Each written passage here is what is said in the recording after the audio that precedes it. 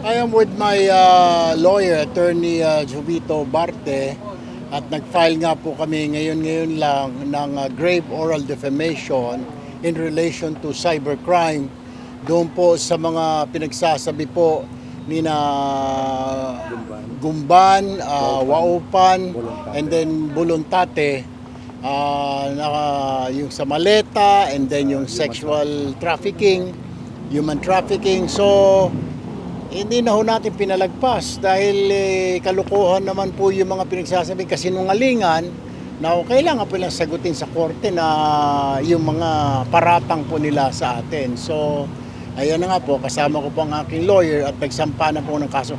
Dati po pinalusot ko pa ito nung una. I mean, hindi po kami dahil wala naman ho talagang katotohanan. Pero yung ginawa nila nung June 4, padami ng padami. Dati, ilang maleta lang, naging 8 maleta na, tapos meron na ngayong human trafficking, puro kalukuhan na. Tapos nakakalungkot, pinagtatanggalan naman nila yung listahan, nagbawas sila ng mga tao. So talaga nakikita mo na gawa-gawa lang po nila itong mga accusations nila.